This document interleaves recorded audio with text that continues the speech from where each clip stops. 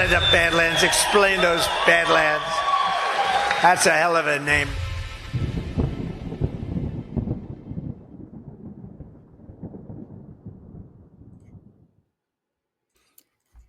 Welcome, everybody, to this week's Breaking History. It is an exciting time. I'm really looking forward to this, our 80th episode thus far, and what a time. So there's a lot going on. I mean, I think everybody had their eyeballs very closely glued to their screens over the past 48 hours, and things have gone pretty smoothly thus far. I mean, I'm a little shocked and relieved. There's some points of trepidation that I obviously have still, and yet a lot of optimism. And I know, Gordon, you being an American on the front lines watching this thing, I'm gonna have a lot of questions for you. I've noticed that you've been very active with some very interesting leads on your Telegram channel.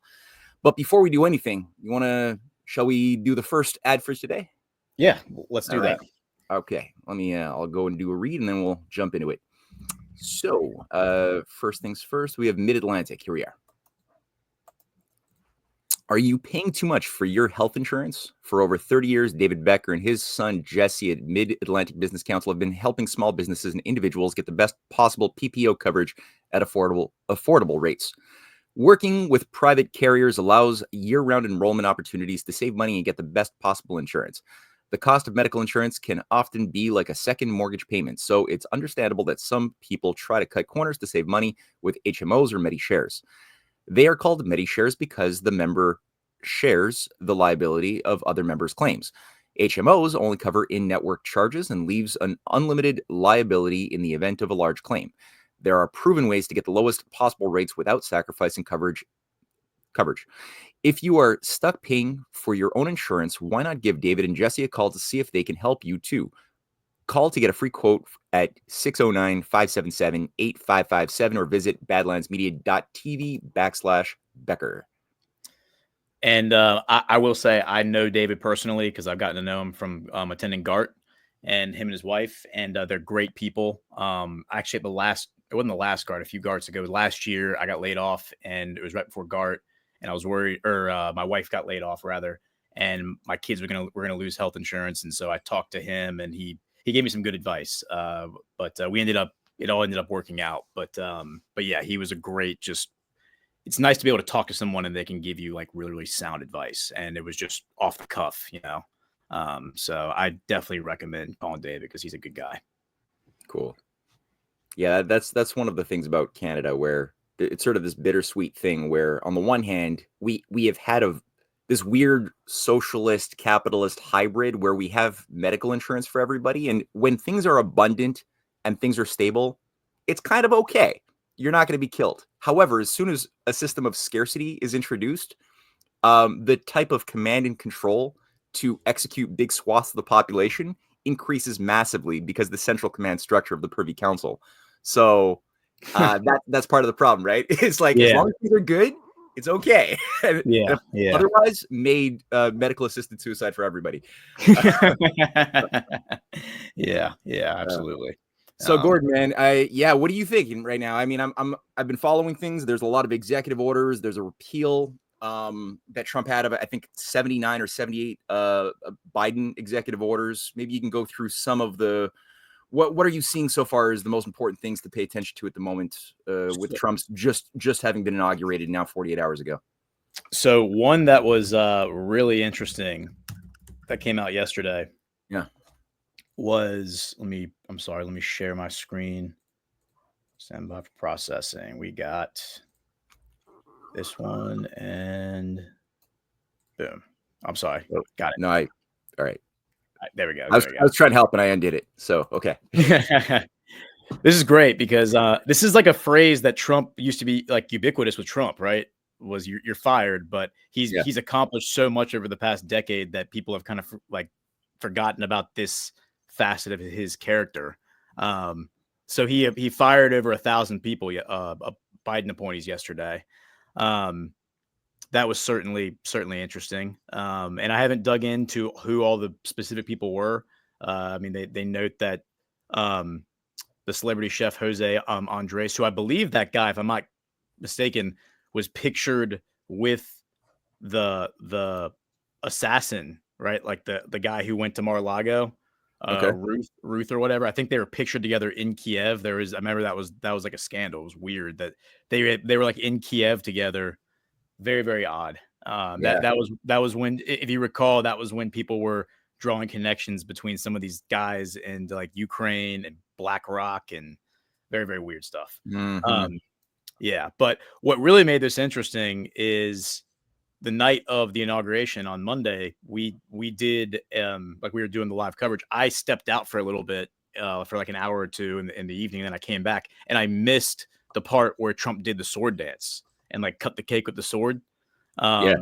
But I went back and watched it. I included it in the news brief the next day, just because I was like, I loved how happy Melania was, because she was very, very somber and stern during Jimmy Carter's funeral and earlier in the day when she was surrounded by people who tried to kill her husband. And I don't blame her.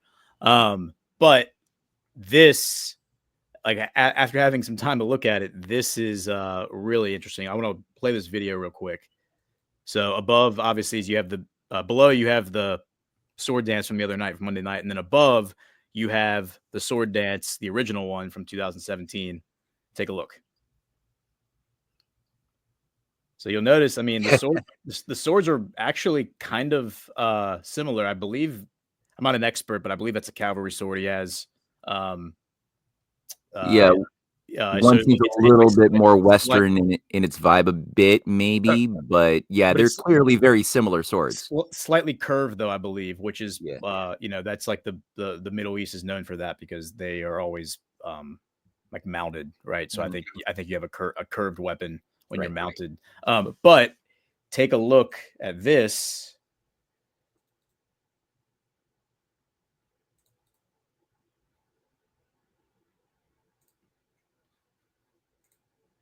So look at Melania's dress and look at the thob.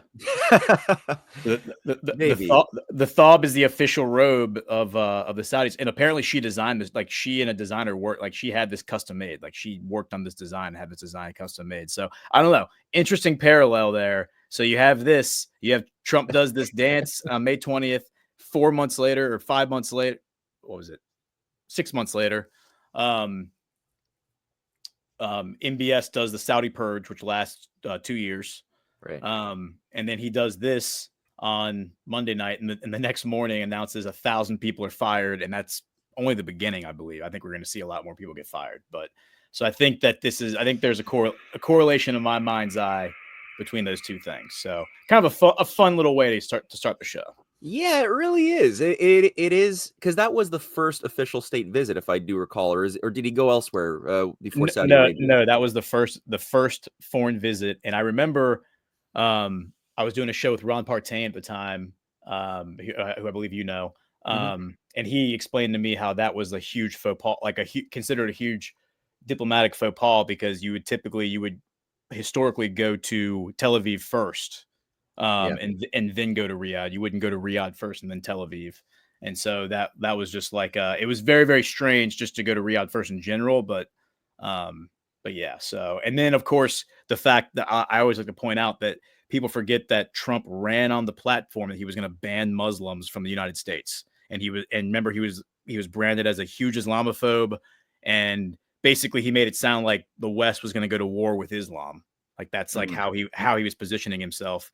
And then he arrives in Riyadh, and there's this ridiculous ceremony where CNN, there are clips on YouTube of CNN with their jaw on the ground saying, "What is happening right now? Like, why is he getting this kind of treatment from the Saudis?" Right. And then exactly a month after this, June 20th, 2017, is when the defense minister, MBS, is appointed crown prince by his father, the king. The king is actually in this picture right here. There's King Salman. MBS is further in the back, because at that point he was only the defense minister, which is not a very significant role in Saudi Arabia, considering they're not known for their military. Yeah.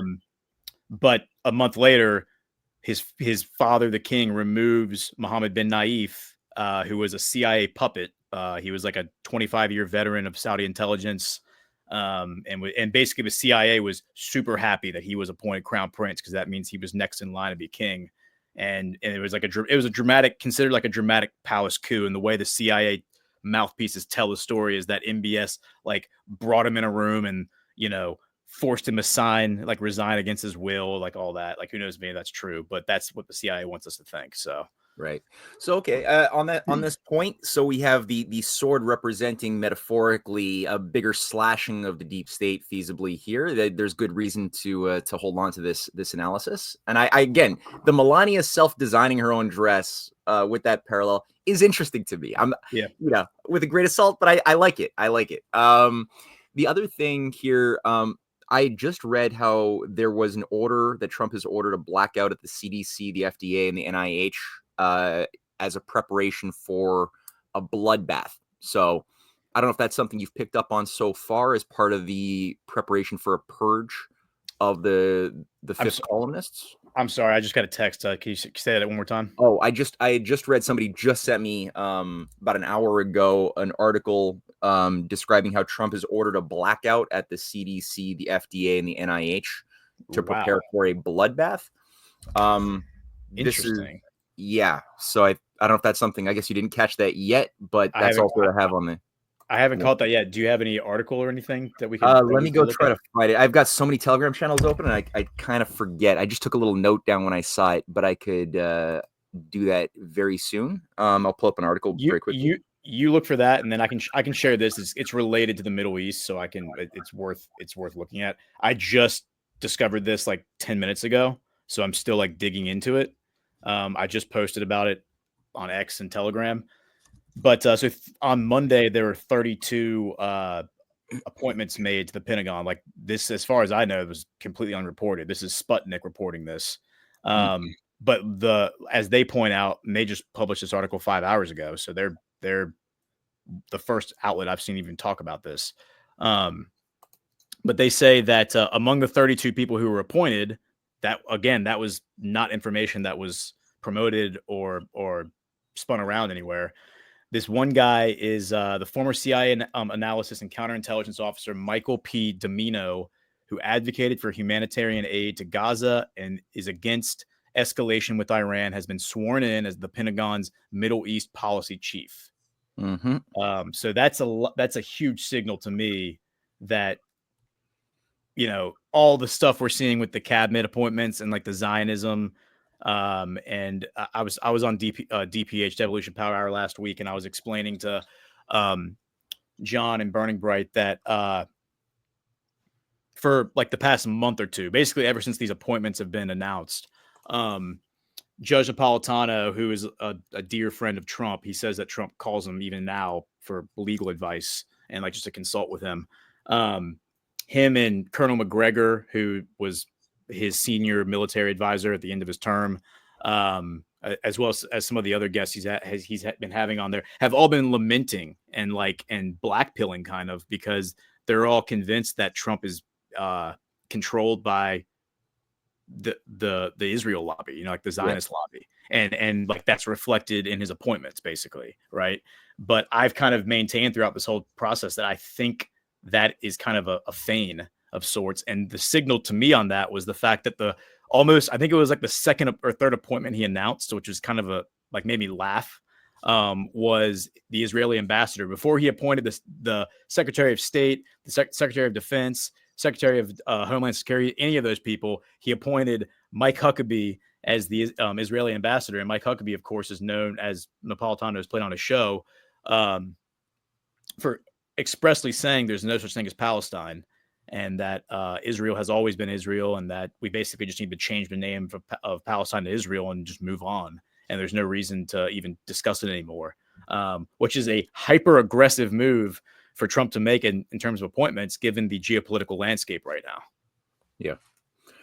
Well, there's also his, and maybe we could unpack that a little bit more as well, as far as the various forces vying for influence next week, when the long-awaited, you know, I've been itching also to sort of try to flesh out some of the ADL B'nai B'rith operations that have seeded into and grown like a parasite inside of the U.S. deep state over 150 years. So maybe we could do that a little bit more to situate some of the players and games that Trump has to navigate around, because he also have his UN ambassador as well, who you probably heard her testimony where she answered the question, do you still believe that all of the West Bank and Gaza is the divine right of Israel to control?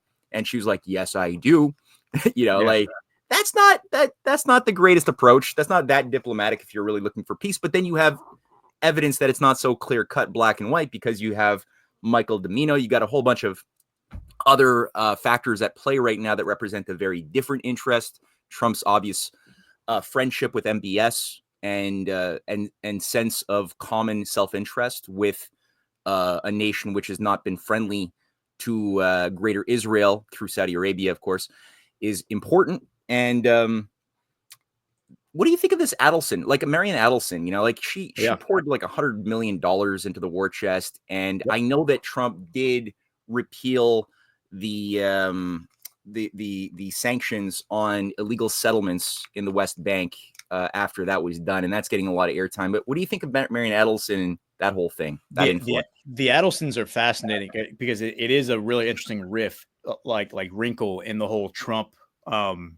presidency, because they also bankrolled his first campaign. Her husband, who I believe he might be deceased now. Yeah.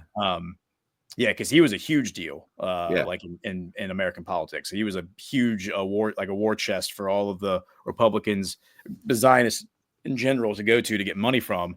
And so he bankrolled Trump's campaign. And I actually need to do a deep dive into him, because as I understand it, at the same time, in the 2017, 2018 timeframe, I think he went in and bought up, as I understand it, he bought up like a lot of the media in Israel and was basically heavily promoting Netanyahu as the like to stay in as PM. And then of course in 2018, that's what started the turmoil, the political turmoil in Israel, where you had Benny Gantz and Bibi Netanyahu running against one another. One would win the election, couldn't form a coalition, which means getting 60 seats in the Knesset to agree to join your government. And then they'd have to dissolve the government, have a new election. And that went on every 3 or 4 months. They had an election for 2 years until COVID hit. And then, of course, when COVID hit, Netanyahu said, let's put aside our differences, form an emergency government. I will take on the burden of being prime minister, of course. And he hasn't left office. And Trump came out in December 2021 and told Barak Ravid, the Israeli journalist, I thought Netanyahu was supposed to leave. Like, why is he still prime minister? Like, he said he was going to retire. Like, what? Like, what's going on?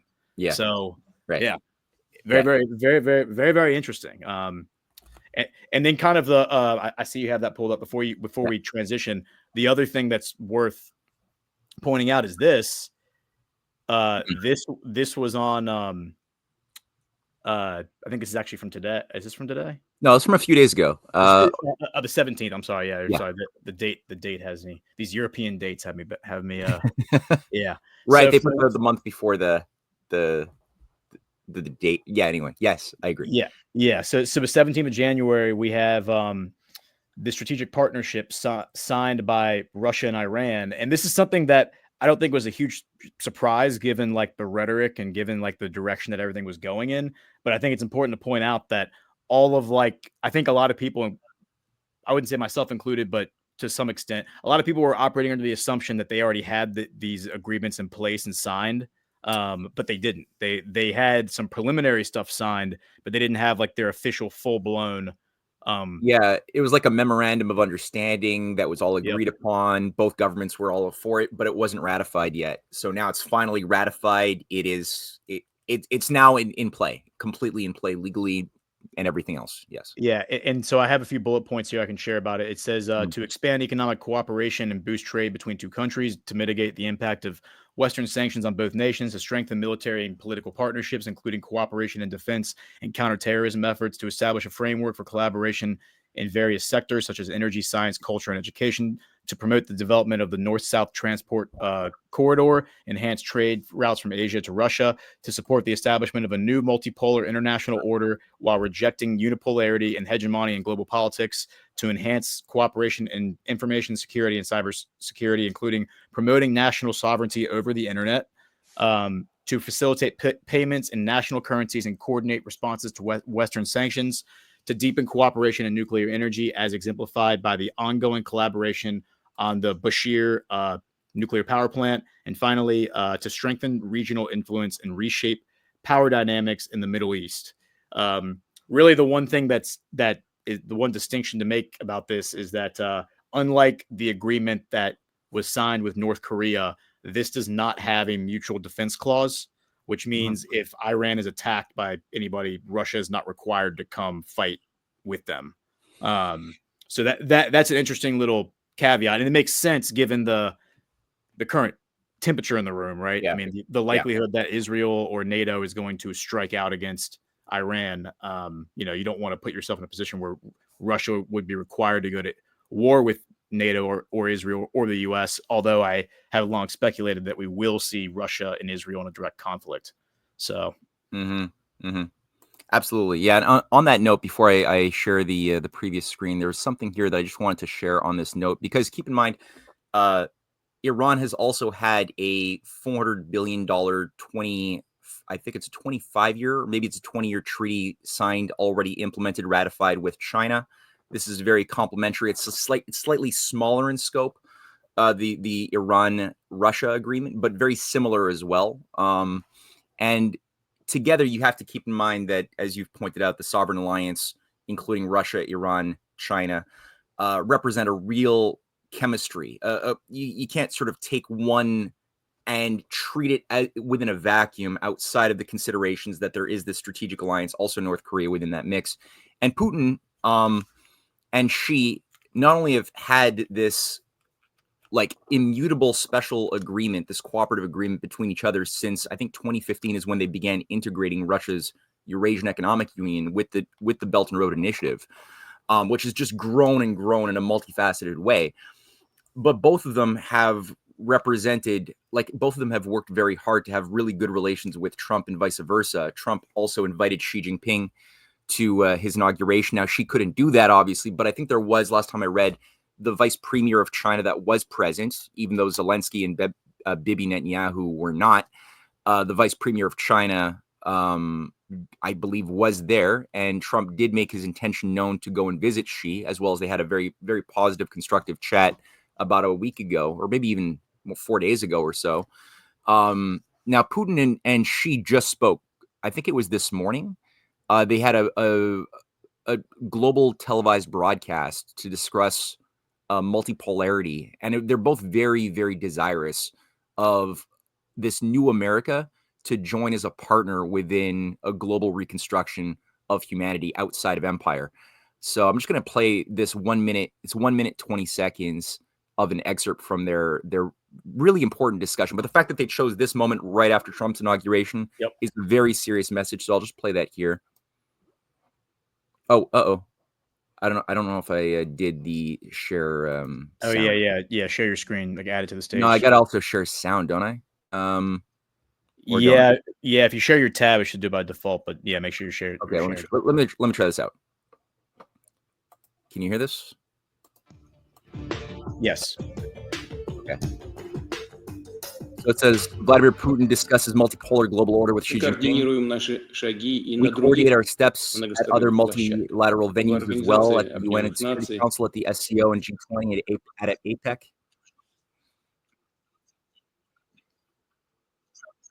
We jointly support the development of a more just multipolar global order and work to ensure indivisible security in Eurasia and the world as a whole. It is safe to say that foreign policy relations joint efforts by Russia and China play an important stabilizing role in global affairs. Very true. According to the results of the year, despite the negative impact from outside, it was possible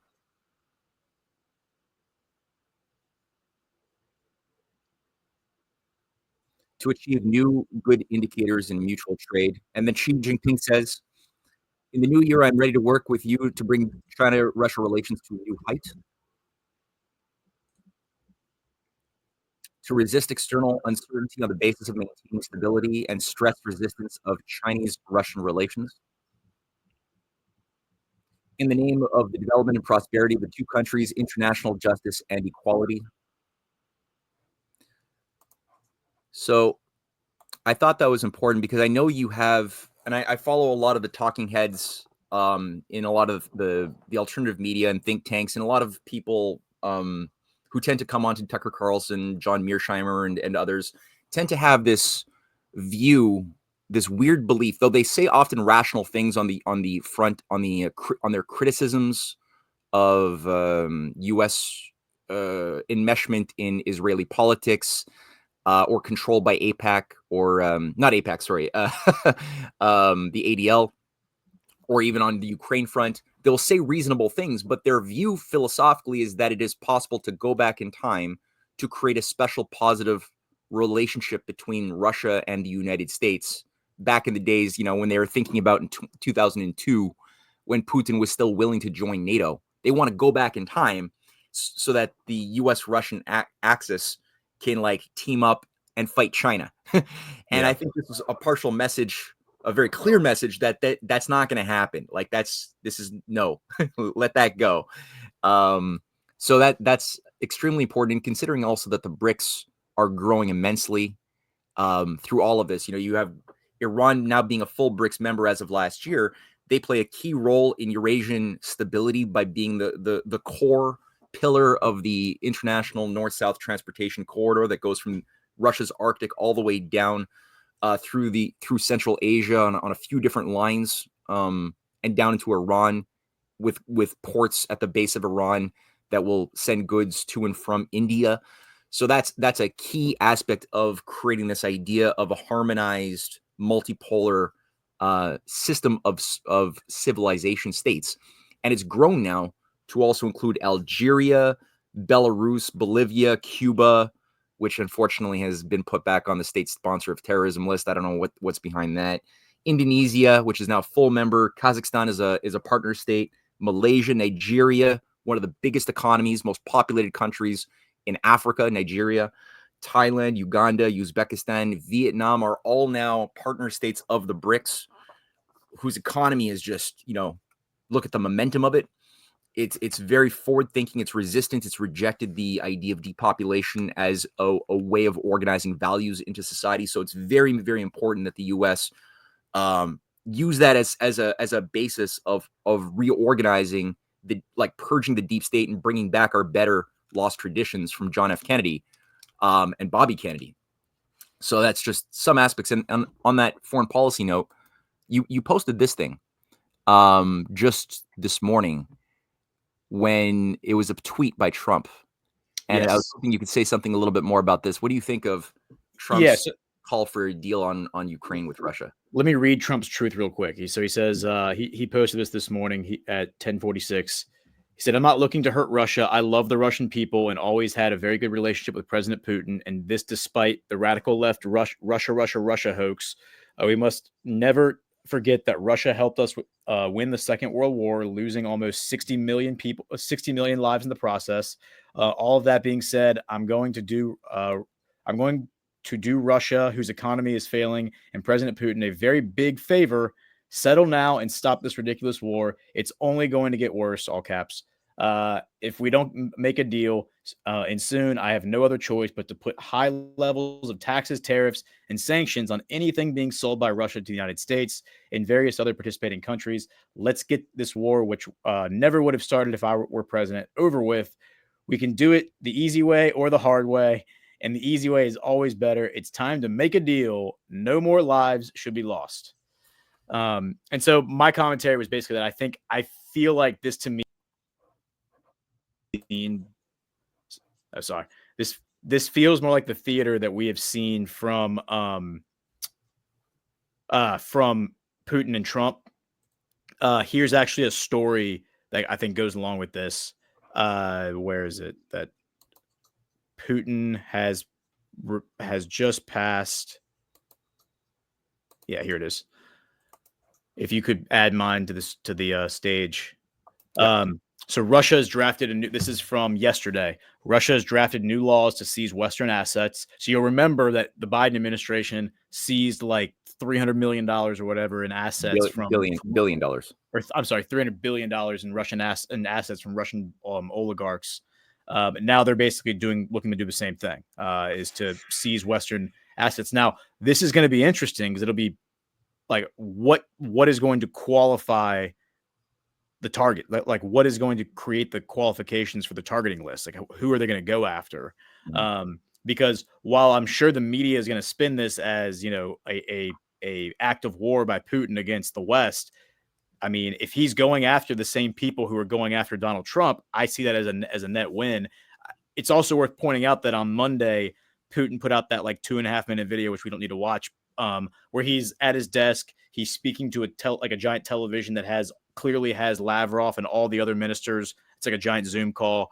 It feels like he's addressing the entire world.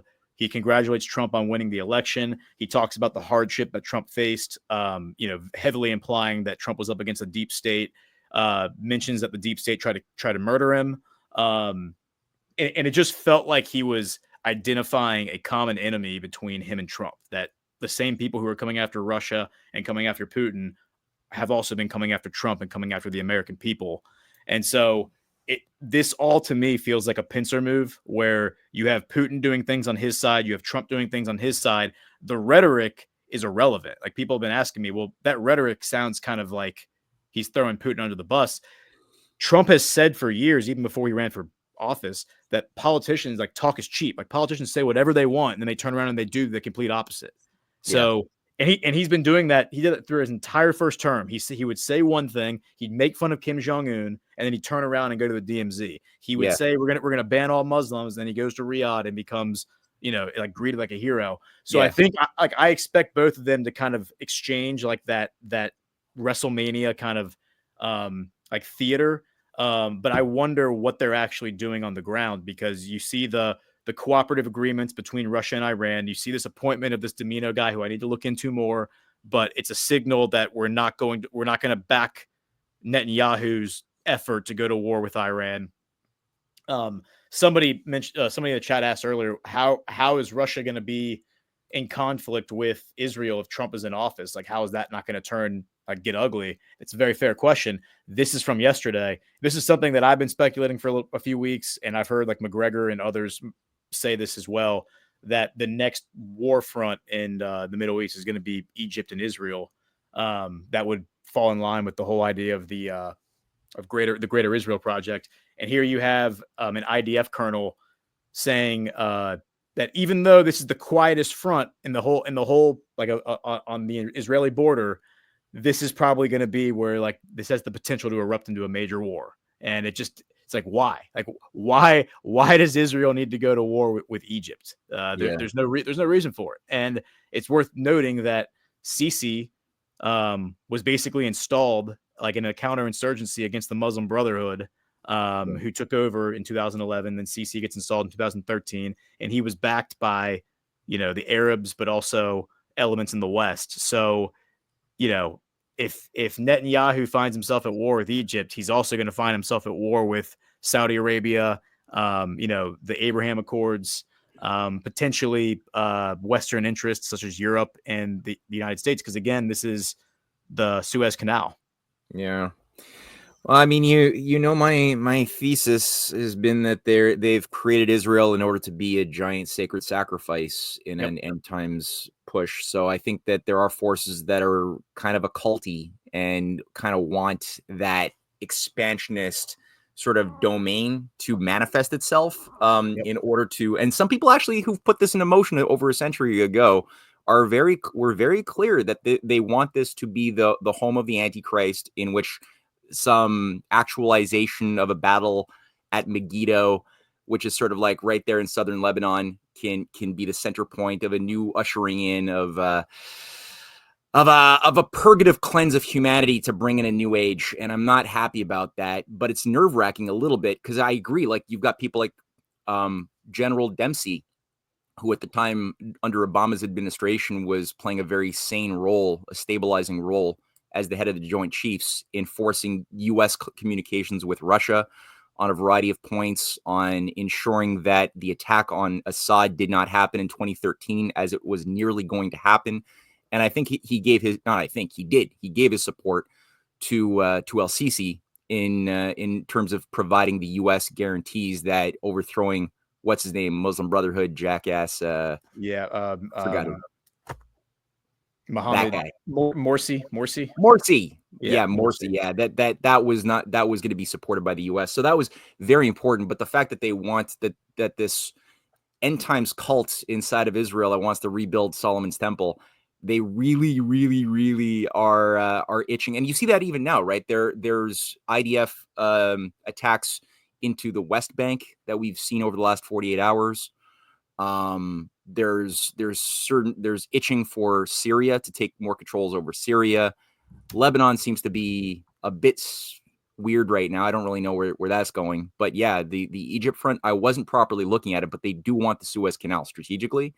People talk about the David Ben-Gurion Canal as, something they want to build. They won't need to build the David Ben-Gurion Canal, which is something that was sort of like floated back in 1963, if they just take the Suez Canal. But that would, like you said, there's implications to that. That wouldn't just be Israel versus Egypt.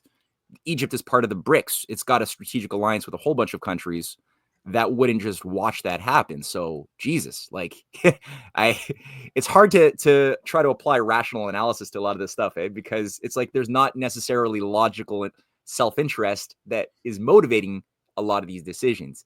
Yeah. Well, it's interesting. So, because I think you're 100% right. I think that the idea of sacrificing Israel and basically destroying Israel, I think that the same cult that promotes the interests of Israel and ostensibly controls Congress through organizations like APAC and the ADL would be just as happy destroying Israel, because it would still bring about the same net result that they're looking for, which I think is some sort of a one world government situation.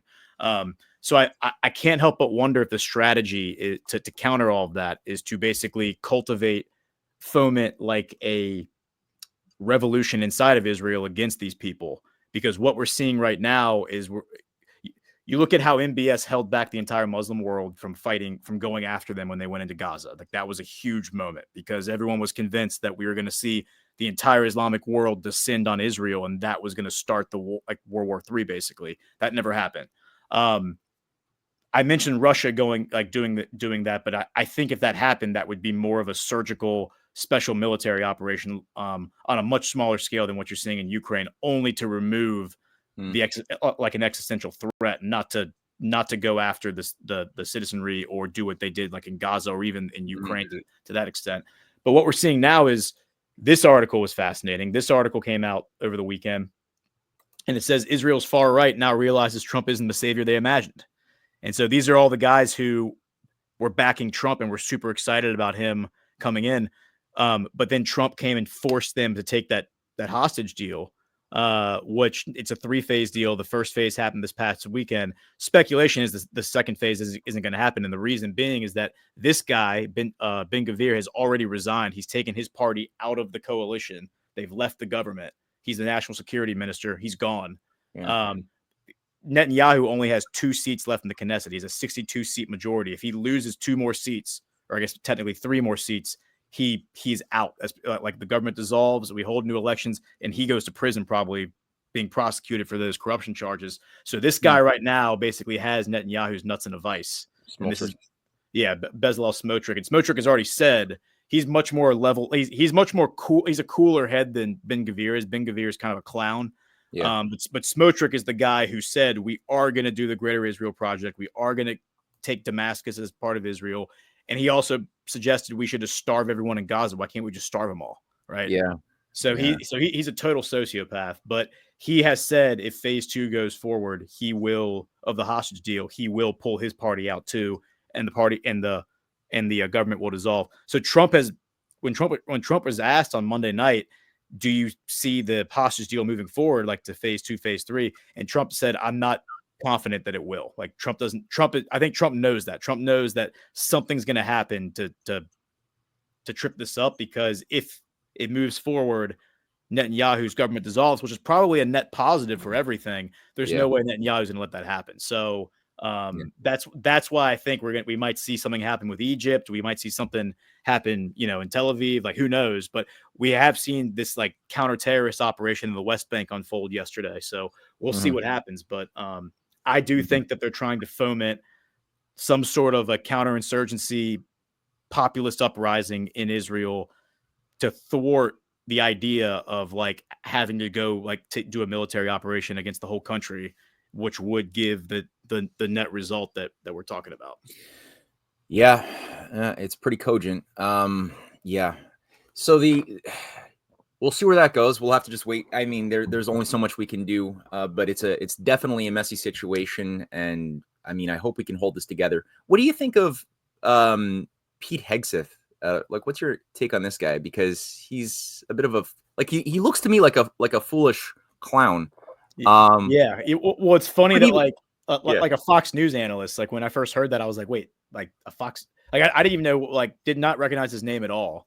My mom, there's a funny story that my mom actually texted me while we were like waiting for all this stuff. And I like screenshot the text. Like I checked the social media, didn't see anything on it. So I screenshot it, sent it to the group chat. And I was like, my mom, like what a boomer. Like she thinks the Fox News guy is the Secretary of Defense. And then John started laughing. John was like, your mom's right. Like he is a Secretary of Defense. And I was like, what the hell? She knew who he was immediately. She like read his book. Like I had no idea who Pete Hegseth was because I don't watch Fox News. Yeah. But I do like, it kind of goes into what I was saying before about the Mike Huckabee thing. When Mike Huckabee got appointed, I remember it was a Tuesday morning. It was the Tuesday before GART. And like 11 people got appointed that day. All of them were like ardent Zionists, like all of them. They were like ardent pro-Israel, like AIPAC people. And so for me, it kind of felt like the Trumpomania, like WrestleMania thing where these like characters are being trotted out. And maybe these people are doing Trump's will. Like maybe their backgrounds don't matter. And maybe like what they've said in the past doesn't matter. And they're just going to do exactly what Trump tells them to do. And everything will be, kosher. But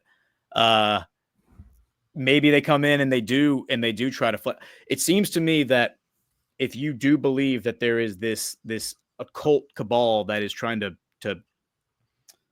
destroy the United States or enslave the United States, the election of Donald Trump for them might be a moment where they say, all right, you know what? We're going to flip the table over. Like, we're going to take down the power grid. We're going to take down the internet. Like, we're just going to go, like, we're going to wipe the slate clean, go to our bunkers in New Zealand and just wipe this whole thing out.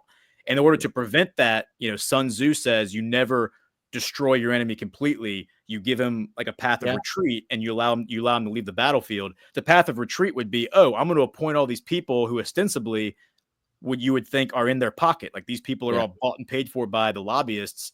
So maybe they think they can subvert and undermine Trump like they did in the first term through these people, but really he is prepared for that. And so that's how I read the Hegseth thing.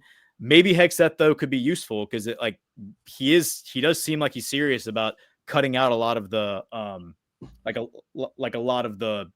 military industrial complex stuff in the Pentagon. He certainly highlights the DEI stuff. And I think Chris Paul and Burning Bright have done a good job looking at how that stuff has been so hyperbolized to the point where it's become clownish and cartoonish, where you have literally tranny like generals, like men in skirts and dresses with wigs and makeup on, like being like, I am a 4-star general and I'm like the leader of whatever division of the military. And it's like it does feel very cartoonish. Like we have jumped the shark, and this is almost like we're in like a pageant right now. There was some army. I don't know what their position was with a GIMP mask on, like wearing his GIMP mask or its GIMP mask. Yes. And it's full military uniform as an official photograph of this person that was vetted by higher ups, because that's just okay in this woke ideology. I mean, that not fit to survive. So yeah, that's low hanging fruit. You have to put that in the face of the people. You have to show the public this is what your military looks like, and then you bring in a guy like Hegseth, and maybe Hegseth, who people like my mom and like John was saying, his mom was saying the same thing. It's like very appealing to the Fox News crowd, the normie masses, because they're familiar with this guy, and then he's going to clean all that stuff up, and then maybe he gets replaced by somebody else who takes like the next step. So you see that's what I'm hoping right now, because I was talking with my wife too last night about what's her name, McMahon's wife, who's going to be in charge of the Department of Education. And I was thinking to myself, like, I've not seen any evidence that this woman's capable intellectually of properly reorganizing the education system. However, her job is to simply undo the Department of Education and restore state control and family control over the type of education that their kids are going to receive without. So her job is to smash. Like, that's her job. And so to that degree, I was like, after we talked it through, I was like, if her job's to smash, she probably has that ability to just break it, which would be good. And then somebody who's maybe a bit more, you know, sophisticated could be brought in to do some more refined epistemological battles. So maybe that sort of thing, maybe Hegseth could be possibly a break the woke thing, and then, you know, create a space for more sophisticated operators. I see you've got the GIMP mask guy. Yeah, it's God. worth looking at, because it's not just a GIMP mask, it's a dog Oh, mask. double. And somebody in the chat just said it, and I mean, remember what Biden said about the dog-faced pony soldier? Like, No. it just makes me think, like, okay, so Biden called somebody a dog-faced pony soldier, and this guy's literally wearing a dog face. Oh my I mean, God. it feels very, very cartoonish. Yeah.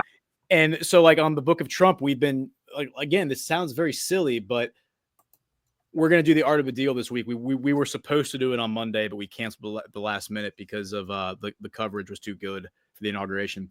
But Trump, in his book, he talks about how he was going to go to film school. Like he had decided, after working for his father from like age 10 and doing all the construction stuff. And, you know, even in high school, he had like a real estate portfolio that he had like developed, you know. He still wanted to go to film school and become a filmmaker. He was like, I really wanted to be a storyteller. I wanted to, so he was into like the pageantry and the theatrics of like storytelling and filmmaking. And then his father basically convinced him not to go that path and to follow more in his footsteps.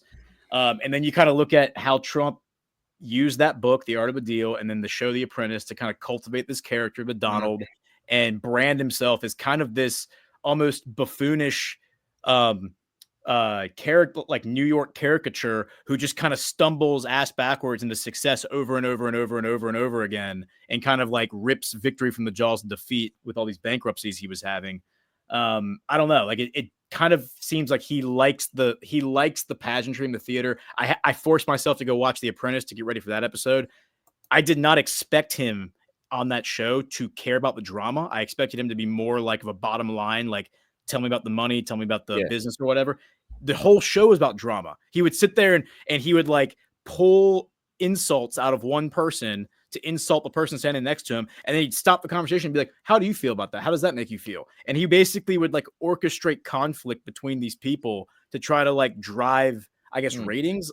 I don't know, but it felt to me like a maestro conducting an orchestra, which I did not expect. I expected the show to, like, I expected him to be way more about the financial aspect of the show, but ultimately the finances were like, go bake cupcakes and sell them in Times Square. I mean, it was kind of like juvenile, the stuff they were having them do. Yeah. No, it's an interesting point to always hold that in mind when trying to draw some conclusions around what Trump is actually doing versus saying, because a lot of people, they overly nitpick words and they don't look at the strategic reality and the psychology behind the use of the words, you know. And sometimes bad people say good things doesn't make them good. It's just that they said good words and they have their own motives. And sometimes good people say bad things and same thing, right? So people have to just dislodge themselves from that reactionary modality. And I was thinking the same thing about his approach to what we just read with his call for a deal with Russia. And it sounds harsh. I admit it sounds harsh, like detached almost. But, and I don't know about Kellogg, you know, maybe Kellogg is a lower order thinker. I don't know. But what I do know is that, number one, like you said, in conducting the deal, the first position that Trump has always made it known is that you go for something absurd as a demand. And we all kind of do it if we go and finagle at a garage sale. You know, if you do it well, you've seen the good finaglers, they tend to call for, you know, that, I want $20 for that old shoe. And it's like, well, I'm going to do maybe $1, you know, and whatever. And then you kind of like find some middle ground. It's common sense. So similarly, I think that Trump's first offerings for Putin to, or the Kellogg plan was designed to fail, but it was designed to just create a bandwidth in which you could start beginning to move to something that would be agreeable to both sides. Number two, when he's threatening to sanction Russia, which he does in his call, he's like, we're going to have to add more sanctions. I like Putin. I like the Russian people, but we're going to have to add more sanctions until they end this war.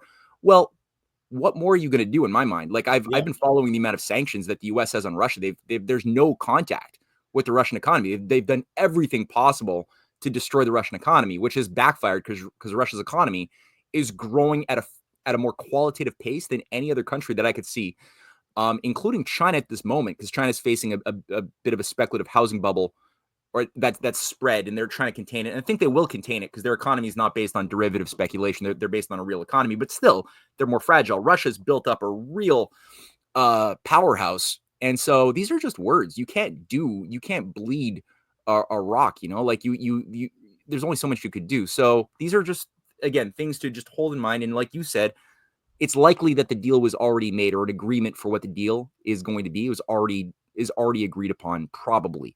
We'll see. Yep.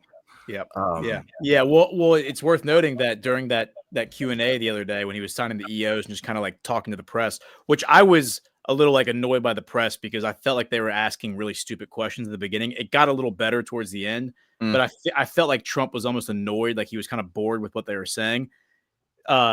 Somebody asked, I forgot what the question was, but he responded by saying, well, Spain is a BRICS country, which is not true. Spain is not a BRICS country, although Spain has been advocating for a lot of interesting stuff. Like Spain seems like it's the most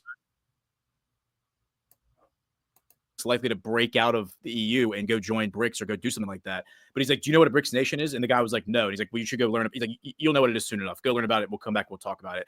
And then right after that, he said, that the Ukraine war is terrible for Russia, and basically Putin is basically killing himself, like destroying himself by continuing the war, which is the complete opposite. It's like Zelensky is destroying Ukraine by continuing the war. That's like pretty widely understood by people who have actually been analyzing it. So I think he says stuff like that because he wants the media to fact check him and correct him and then report the truth just to like stick it to Trump.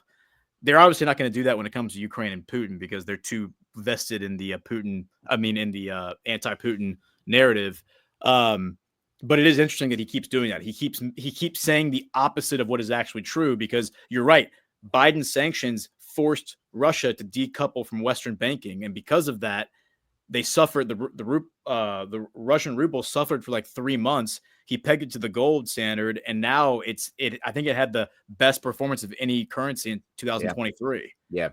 So there's two things here. We're gonna have to transition slowly to the next ad and perhaps begin to see if there's any questions from the audience. The thing that I want to show before the ad, though, is this. So 3 hours ago, this was posted on Daily Mail. Trump orders blackout at CDC, FDA, NIH as health agencies prepare for MAGA bloodbath. So that was just put out. It says the CDC, FDA, HHS, and NIH have all been told to pause external communications, including publishing scientific reports, updating its websites, or issuing health advisories. The directive came without warning, sources told the Washington Post, and with little guidance on how long it may last. So pretty much that seems to be the what's going down the chute right now is they're preparing to just like carry out exactly what it says, a major purge. Good. So yeah, I just wanted to get that out there. Good. Shall I do the next read, or do you want to throw another thought in before that? Yeah, go ahead and do the read, and I'm checking for boosts. Okay, cool. All right, here we go. All right, there's a new one. This is Safe Streets Home Security. Now it's the perfect time to secure your home and your loved ones. Get a free ADT smart home security system valued at $1,200 from ADT authorized provider Safe Streets. Plus, get a Google Nest doorbell camera at no cost and a $200 Visa gift card from Safe Streets, the most trusted name in home security with more than 106,000 4.9-star Trustpilot reviews. Visit getsafestreets.com/Badlands or call 925-529-6541. That's 925-529-6541 to speak to a representative today. $99 customer installation charge and purchase of new monitoring service required for their termination fee apply. That's it. Yeah, I think awesome. I paced myself well on that one. Okay. Well done. Thank you.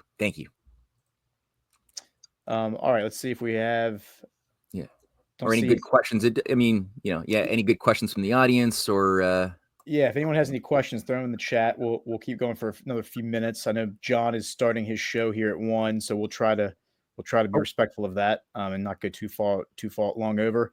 John has a new show at 1:00. Yeah, he's doing a daily 1 hour news show. I think he calls it the Daily Herald. So from now on, we have to always end after one hour. I don't know about that. I haven't talked to him about it. It's a daily show, so he's doing it every day. So I don't know if I don't know how that works. Yeah, okay. I'll have to talk to him about that. But yeah, but I mean, I know people will watch our show on replay, so I don't know if we need to worry about it, but we will. We'll figure that out. That out. All right. However, today I know you have to have a hard stop here in a few minutes, but let's see if we can address anything else. I mean, I would say that as far as that deal goes, one thing that does kind of interest me about that hostage deal is the way Steve Witkoff. I don't know if you heard the story about how Witkoff put that together. This is the Middle East envoy. He was in Qatar. He was with all the other players. Calls up Netanyahu. It was on a Friday, and he says, "All right, I'm bringing you." He tells the aide, "I'm bringing you the deal tomorrow afternoon, Saturday afternoon. Be ready at the office in Tel Aviv. We're going to sign it." And the aide was like, well, it's the Sabbath, so Shabbat Shalom. Like, don't know if we're going to be able to meet on the Sabbath." And Wickoff, who's Jewish, was basically like, "Yeah, well, Shabbat to get your ass kicked if you don't get to that office and sign this thing." Like he was apparently everyone that like involved said that he was very boisterous and very like abrasive and pushing that thing through and forcing it, which is what Netanyahu communicated to the Israeli public, that Trump twisted my arm, forced me to sign this thing. I didn't want to sign it. But what's interesting is that the first details that we got out of that whole situation came out of like two anonymous Arabs in Qatar. And I kind of think that those anonymous Arabs was Tamim, like the emir of Qatar, who Trump has said in the past, back when MBS and Tamim and Qatar were at war, like the Arabs were at war with Qatar and they had these sanctions and they had this embargo. This is 2018. Tamim was at the White House meeting with Trump, and Trump said in front of all the press, he says, "None of these people are going to believe me when I say this, but you and I have actually known each other for a long time and we're actually old friends." Which when I heard that, I didn't learn that until like a year ago. But when I learned that, I was like, huh, so you've been friends with these Qatari guys for that long? And it just makes me think that there must be a white hat element in Qatar, because we know that there's a black hat element in Qatar. We know that there's a huge Western intelligence influence. There's the military industrial complex. There's the NGO matrix there. So I just wonder if there's maybe somebody in Qatar, Tamim, maybe others, who are trying to thwart that whole situation and get the Muslim Brotherhood and British intelligence out of there, because they're the ones who are broadcasting the details of the deal, and they explicitly said this deal only happened because of Donald Trump. That's what the report was, and it was anonymous Arab sources from Doha. And I can't help but wonder if those anonymous Arab sources were the Qataris, basically giving Donald Trump shine and trying to boost his persona on the world stage. Inshallah, as they say in Arab. God willing.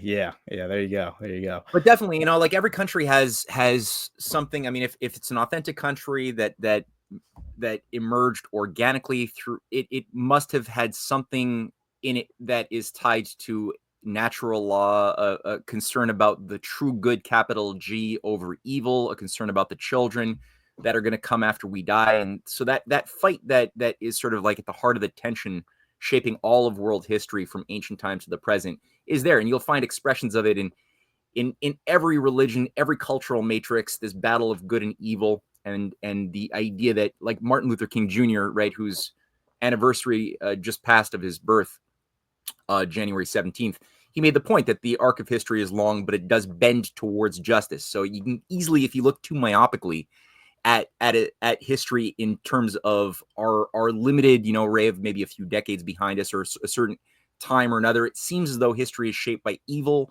by war, by injustice, and it could become very black pilly. Like it could be very easy to get cynical. But then if you take a step back, we don't just collapse and go back to the caves in square one. There's a higher trajectory towards building on platforms of success, to the point that we today have 8 billion or more people who can live, on average at least, at an average lifespan and quality of life that would be unimaginable even a century ago, when disease, other things that would today be something that like if I get pneumonia, I'm probably not going to die. Whereas a century ago, 2 centuries ago, much greater chance of dying, infant mortality higher.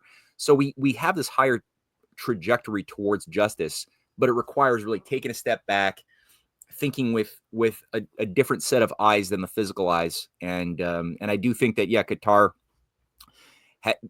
there's a lot of evidence, just like all of these Arab countries have a tradition, like a clash of the 2 Saudis, the clash of the 2 Americas, clash of the 2 Qatars, of something that sees and looks for the noble greatness in Islam's history that was tied to the Saladins, the peacemakers that were always trying to find peace with other cultures and avoid wars and create great beauty in art and school. That's something that a lot of people take pride in, even in places that are so overrun by the deep state and the Muslim Brotherhood, like a Qatar.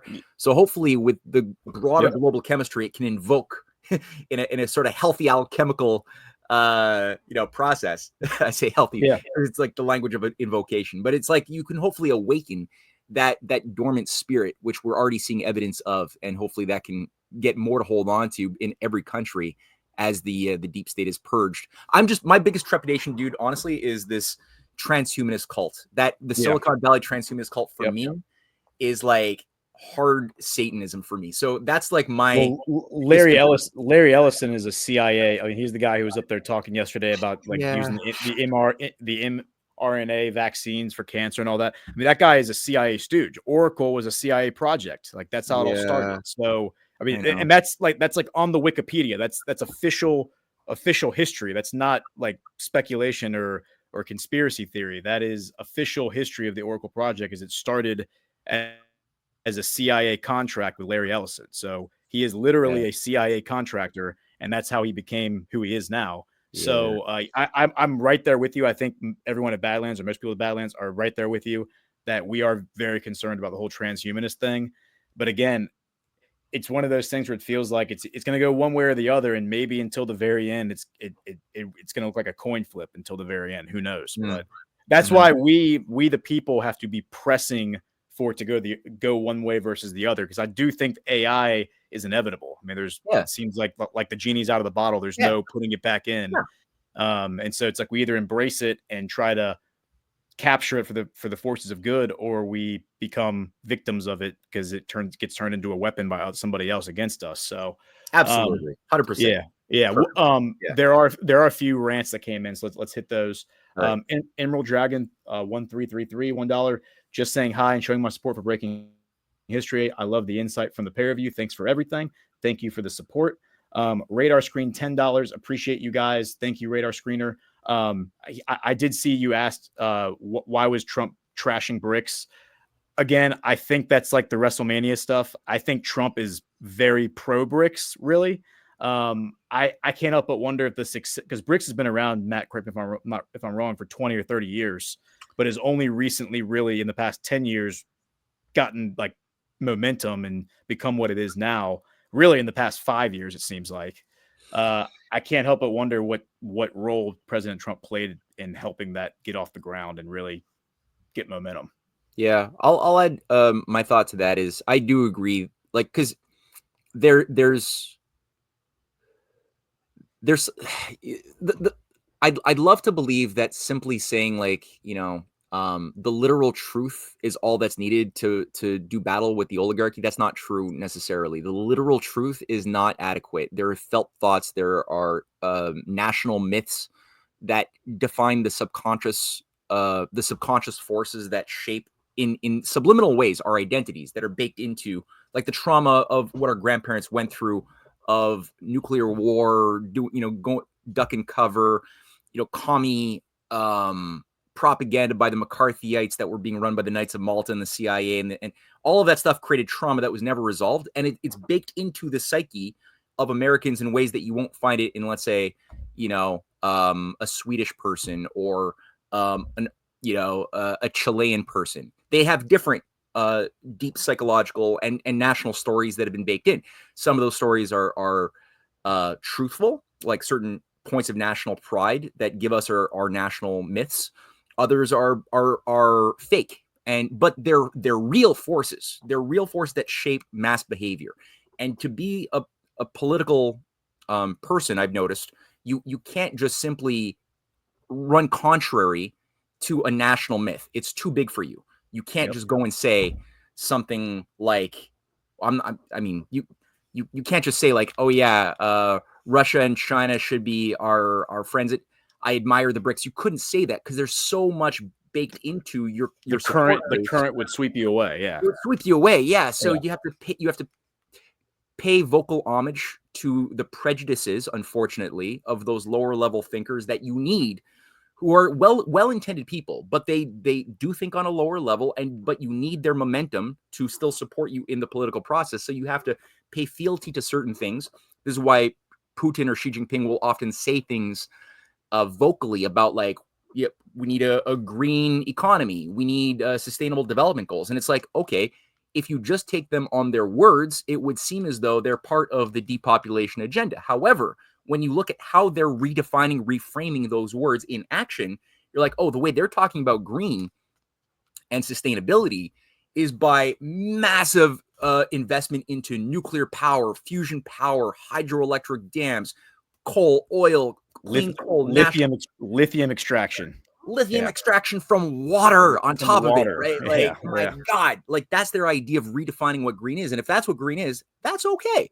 Because that's actually greening deserts versus the type of green, which is like, destroy forests to make room for solar panels. In the West. It's like, instead, let's go build them in the desert where nobody lives in the Arabian desert, and let them develop the technology and take it to the next level, and then we can all benefit from that once they get there. That's different stories. So I think the same thing for Trump, and then he'll say things like how much he admires China's ability to build high-speed rail and build big projects, which he does admire. So it's like a healthy education of the subconscious forces of those who he needs, because he'll agree to the prejudice of, oh yeah, China's out to get us, like all my conservative friends know that China is the enemy of humanity. The CPC is the villains of everything. So it's so ingrained. So you can't just all of a sudden start speaking positively about something that has Chinese Communist Party in its name. It's just like political suicide.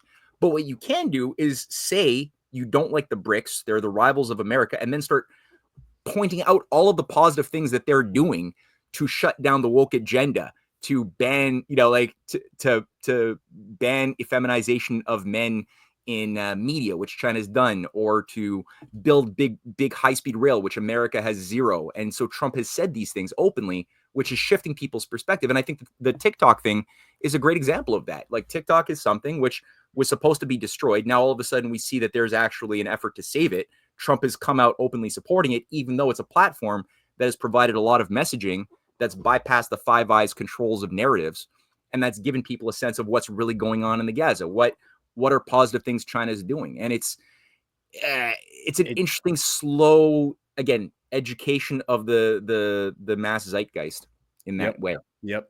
And the censorship, or the reason they want to get rid of TikTok is not because of China. It's because of the Israel stuff. It's because Jonathan Greenblatt and the ADL came out and said, we have a huge TikTok problem.